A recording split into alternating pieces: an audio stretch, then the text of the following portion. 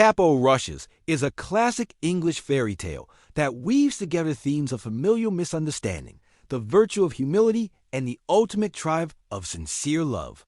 The story, published by Joseph Jacobs in his collection English Fairy Tales, shares narrative elements with both Cinderella and Shakespeare's King Lear, creating a timeless and resonant narrative. The plot begins with a wealthy man who decides to test the love of his three daughters by asking them how much they love him. The eldest professes to love him as much as life itself, and the second declares her love to be greater than all the world. However, the youngest daughter simply states that she loves him as much as fresh meat loves salt.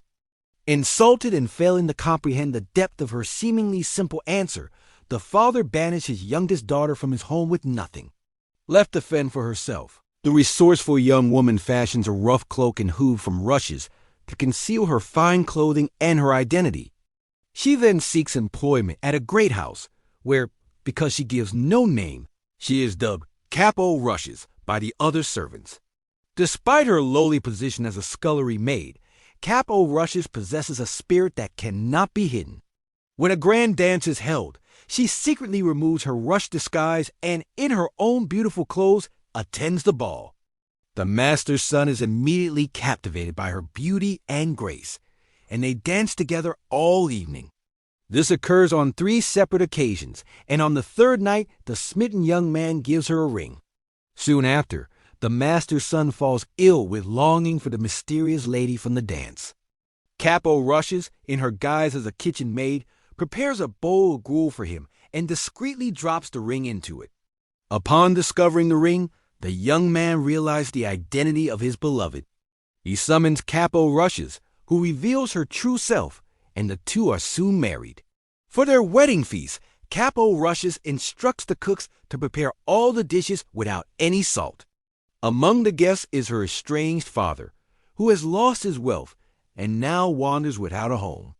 When he tastes the bland and flavorless food, he begins to weep, finally understanding the profound meaning of his daughter as long ago declaration. Her love was not frivolous, but as essential and fundamental as salt is to meat.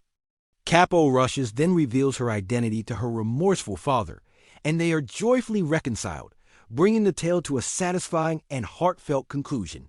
The central symbol of the tale is salt, representing the essential and sincere nature of true love.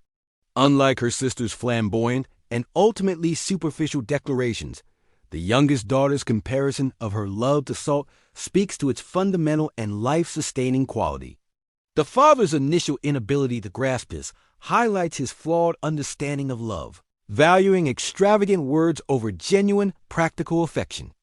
The rushes from which the protagonist makes her cloak symbolize her humble disguise and her ability to adapt and survive in the face of adversity. This rough exterior conceals her noble birth and inner worth, a common motif in Cinderella-type stories, demonstrating that true value lies beneath the surface, waiting to be recognized. The narrative structure of Capo Rushes aligns it with the Arne Thompson Uther, ATU, tale type 510B, which often involves a persecuted heroine who is driven from her home. It also shares elements with a TU 923, known as the love-like salt theme.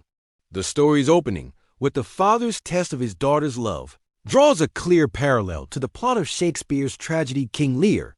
However, unlike the bleak outcome of Lear, this fairy tale offers a path to redemption and reconciliation.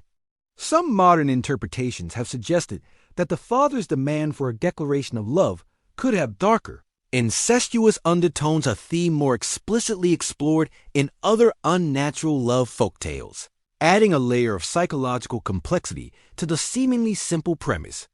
Capo Rushes is a tale rooted in English folklore, with Joseph Jacobs' version being the most widely known. He attributes his source to a contribution by Mrs. Walter Thomas to the Suffolk Notes and Queries of the Ipswich Journal, grounding the story in a specific regional tradition. The story is part of a broader tradition of persecuted heroine tales found across many cultures. It is closely related to the Cinderella and Catskin cycles of stories, where a noble young woman is forced into a menial role before her true identity and worth are recognized. Other similar tales from around the world include Donkey Skin from France, Alilero from Germany, and The Princess That Wore a Rabbit Skin Dress.